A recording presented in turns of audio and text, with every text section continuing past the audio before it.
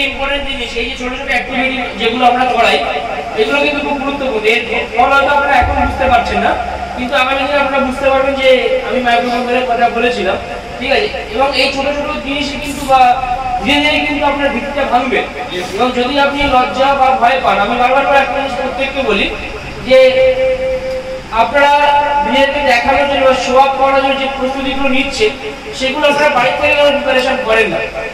আমি নাম না নিয়েই বলবো, অনেকে কি করেন যে আমরা প্রথমে একটা জিনিস খুব মানি যে প্রথমে দর্শনকারী তারপর গুণ বিচারি। তো আপনারা কি করছেন, ম্যাক্সিমাম ক্ষেত্রে আমরা দেখেছি যে আমরা নোটিস করেছি যে আমরা অফিসে ঢোকার ঠিক আগের মুহূর্তটা নিজেকে তৈরি করে নিয়ে ঢুকছেন। আচ্ছা, আপনি যদি বাড়ি থেকে নিজেকে তৈরি করে নিয়ে সেইভাবে বার হন, আপনাকে কেউ কি কিছু মারবে, কেউ কিছু বলবে? উল্টে তো আপনাকে দেখে একটাই কথা বলবে যে কিছু অন্তত পরিবর্তন হয়েছে, কি ব্যাপার, চেষ্টা কি এইভাবে এই ছেলে বুঝে এখন এই সময় কোথায় যাচ্ছে। তো এই ছোট ছোট পরিবর্তনগুলো কিন্তু আনতে হবে।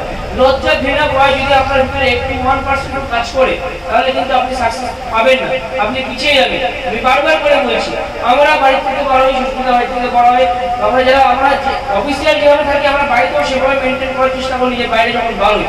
তার কারণ কি, একটা আলাদা আইডেন্টিটি, একটা আলাদা পরিচয় যখন হবে না, তখন কিন্তু আপনাকে অনেক জিনিস ত্যাগ করতে হবে এবং আপনাকে অনেক জিনিস কিন্তু অ্যাকসেপ্ট করতে হবে। তো সেই জিনিসগুলো প্রত্যেকের জন্য বারবার করে বলছি, বাইরে থেকে ঢোকার আগে আপনাকে প্রিপারেশন নিতে হবে না, আপনি বাড়ি থেকে রেডি হয়ে বার হন।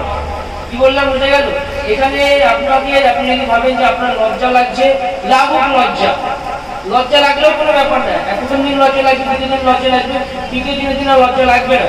আজকে প্রথম দিন এসে আপনি হ্যালো বললেন, পরের দিন আপনি এসে হাই কেমন আছেন, কিন্তু একটা থেকে দুটো হবে, দুটো থেকে চারটে হবে, বাক্য আপনার বাড়তে থাকবে। কিন্তু আপনি যদি নিজেকে ঢুকিয়ে রাখেন, ঠিক আছে, শুভপ্রকার গুটি দেখেছেন তো, এটা থেকে প্রজাপতি সৃষ্টি হয়, আর যে গুটিগুলো প্রজাপতি সৃষ্টি হয় না, মানে কেমন একটা বাজে সাদা হয়ে যায় না দেখতে, প্রজাপতি সৃষ্টি তো গুটি পোকা থেকেই হয়। তো আপনারা ভাবুন যে আপনারা কি হবে। তো আপনারা প্রত্যেকটা মানুষ কিন্তু একটা সেই গুটি পোকা, শুভপ্রকার গুটি। কি বললাম বুঝতে পেরেছেন? তো আমাদের ভিতরে কিন্তু একটা সুন্দর রূপ আছে, তো সেই সুন্দর রূপটা বহিঃপ্রকাশের জন্য আপনাকে ওই গুটির ভেতর থেকে কিন্তু বেরোতে হবে। যদি বেরোতে না পারেন তাহলে এই গুটি পোকার মতো নেই থাকবে। এবার আপনি চুজ করুন আপনি কোনটা করবেন। ওকে, মেন তিনটে জিনিস আমি বারবার বলি একদম ট্রেনিং এর শুরুতে, 100% এর তিনটে জিনিস বলি। প্রথম 100% কি? 100% বিশ্বাস। কিসের উপরে? কোম্পানির উপরে। তারপরে কি 100% নলেজ বা জ্ঞান। আর 3 নাম্বার 100% কি হচ্ছে? আত্মবিশ্বাস। এই তিনটে জিনিস দেখে আপনাকে কিন্তু কাজ করে যেতে হবে। আপনাকে কতক্ষণ কাজ করতে হবে যদি আমি বলি যে আপনি কতক্ষণ কাজ করবেন, কত সময় কাজ করবেন, আপনি সাকসেস না পাওয়া পর্যন্ত কাজ করে যেতে হবে। যত সময় না আপনি সাকসেস পাচ্ছেন তত সময় আপনাকে কাজ করে যেতে হবে। এবার সাকসেস পেয়ে গেলেন মানে এই না যে আপনাকে কাজ করা বন্ধ করে দিতে হবে। সাকসেস পেয়ে যাওয়ার যতটা সোজা তার থেকে কঠিন হলে সাকসেস ধরে রাখা। কি বললাম বুঝলেন? অনেক মানুষ করে দেখেছে তার নাকি কোটিপতি হয়ে যেতে, কিন্তু কয়েক মাস বা কয়েক বছর পরে সেই যা তাই কিন্তু হয়ে গেছে। শুধু পেলে হবে না, ধরে রাখতেও জানতে হবে। তো সবার প্রথম আমাদের করণীয় কাজ কি? আমরা যারা জয়েনিং করছি বা যাদেরকে আমরা জয়েনিং করাচ্ছি, সিনিয়রদের উদ্দেশ্যে বলছি, ডিরেক্টলি হিট করবে, তাকে জিজ্ঞাসা করবেন যে তুমি কি এখান থেকে ইনকাম করতে চাও? সে অ্যান্সার কি দেবে? কি বলবে? হ্যাঁ চাই। ঠিক আছে, তাহলে এবার সে কিভাবে ইনকাম করবে সেটা আপনাকে তাকে কিন্তু পার্ট টু পার্ট শেখাতে হবে। বুঝতে পারলেন? একদম ডেট অফ জয়েনিং হওয়ার সাথে সাথে তাকে আপনারা কি দিচ্ছেন? বিজনেস অপরচুনিটি প্ল্যান, অর্থাৎ বিওপি যে ঘোষিয়ার বইটা রয়েছে, একটা বিওপি সেট আপনি তাকে দিয়ে দেবেন। ঠিক আছে, এবং আপনাদের আর করণীয় কাজ কি থাকবে? সম্পূর্ণ বিজনেস প্ল্যানের সেটটা দিয়ে তাকে বুঝিয়ে দেবেন যে বিজনেস প্ল্যান কি আছে এবং অন্যান্য কোম্পানির তুলনায় আমাদের কোম্পানির সাথে কি কি পার্থক্য আছে সেটাও কিন্তু আপনি তাকে দিয়ে দেবেন, বুঝিয়ে দেবেন। একদম ডেট অফ জয়েনিং, যেদিন জয়েনিং হবে সেদিনই কিন্তু আপনাকে এইগুলো করতে হবে, উইদিন 24 আওয়ার্স, 24 ঘন্টার মধ্যে। আর কি করবেন? তাকে বলে দেবেন যে প্রথম 1 মাস কোম্পানি 60 দিন করেছে এই কারণে যে প্রথম 30 দিন সে ট্রেনিং মিটিং নিয়ে শিখবে এবং পরে 30 দিনে সে তার টার্গেটটা পূরণ করবে। ঠিক আছে, ডেট অফ জয়েনিং এর দিন তাকে বলে দেবেন যে তুমি এখন 1 মাস মন দিয়ে শেখো, তারপরে কাজ করো। কি বললাম বুঝলেন? সেটা আমি একা বিজনেস প্ল্যান করতে না যায়। কি বললাম বুঝলেন? কাজ সম্বন্ধে না জেনে সেটা কাউকে ভুলভাল কোনো কিছু না বোঝায়। কি বললাম বুঝতে পারছেন তো? এই ছোট ছোট জিনিসগুলো করতে হবে। আর কি প্রত্যেক ট্রেনিং মিটিং অ্যাটেন্ড করার কথা তাকে বলতে হবে। যদি সে ইনকাম করতে চায় তাহলে যে ট্রেনিং মিটিং অ্যাটেন্ড করছে তারা সাকসেস পাচ্ছে। কি বললাম বুঝে গেল? তো বলে দেবেন প্রত্যেক ট্রেনিং মিটিং অ্যাটেন্ড করতে। 4 নম্বরে কি বলবেন, আমি একটা স্ক্রিনশট যদি আপনারা চান ছবি তুলে নিতে পারেন, আমার কোনো অসুবিধা নেই। 4 নম্বরে বলবেন কোম্পানির উদ্দেশ্য, অ্যাবাউট কোম্পানি, ঠিক আছে? কোম্পানির সম্বন্ধে তাকে বলবেন যে কি না কোম্পানির এই ইএলএস এর কোথা থেকে জন্ম বা কবে জন্ম, যেটা আমাদের একদম ব্রোশারের সেকেন্ড পেজে রয়েছে, অ্যাবাউট প্রোফাইল করে যে অপশনটা যে পেজটা রয়েছে সেটা জানাবেন। তারপরে কি কোম্পানির উদ্দেশ্য, কোম্পানির লক্ষ্য, কোম্পানি আগামী দিনে আর কি কি করতে চলেছে, আর সবকিছুর মধ্যে দিয়ে তার ভবিষ্যৎ কি আছে।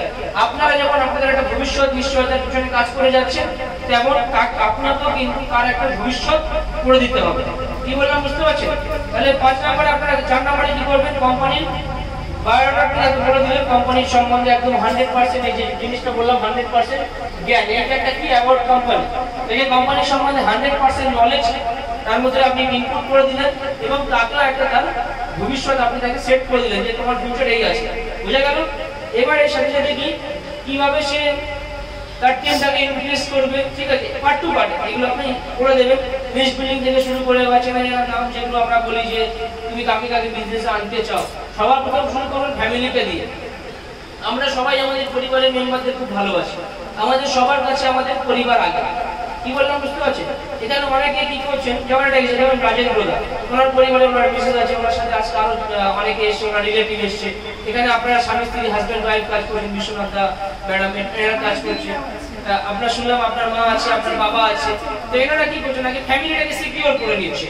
তাহলে আপনিও কি করবেন, যাকে জয়েনিং আনবেন না সিস্টেমে আগে নিয়ে আসবেন, তার ফ্যামিলি মেম্বারদের একটা করে আইডি করে দেওয়ার চেষ্টা করবেন, যাতে তারা সিকিউর হয়ে যাবে। আর তারপর থেকে আপনারা কাজ শুরু করতে বলবেন। কি বললাম বুঝে গেল? এগুলো ফ্যামিলি মেম্বার যখন আস্তে আস্তে কমপ্লিট হয়ে যাবে, তারপরে আস্তে আস্তে বাড়ির বৃত্তটা ছেড়ে বাইরের বৃত্তটাকে আসতে, বুঝতে পারলেন?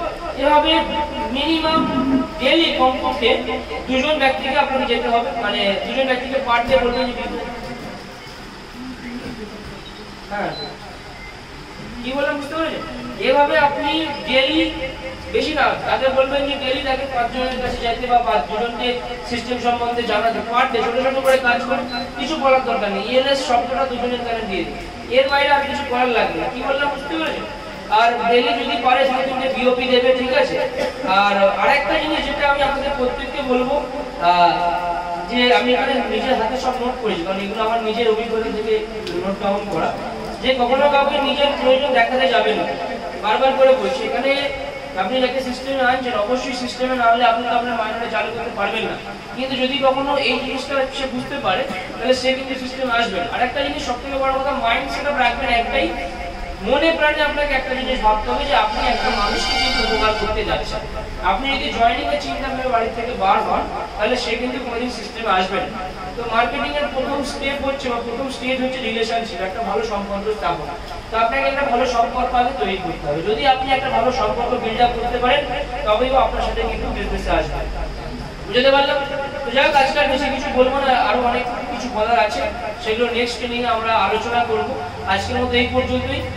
সিনিয়র যারা রয়েছে তাদেরকে একটাই কথা বলবো, আপনারা যারা গেট পাস নিতে চান গেট পাস নিয়ে যাবেন। টেক্সিং সিস্টেম জানেন নিশ্চয়ই, যে আপনি 10টা গেট পাস নেবেন, 1 টাকা দিতে হবে না। 10 জন যদি না আসে কেমন টাকা দিতে হবে? কি বললাম বুঝতে পারলেন? গেট পাস সম্পূর্ণ বিনামূল্যে, ঠিক আছে?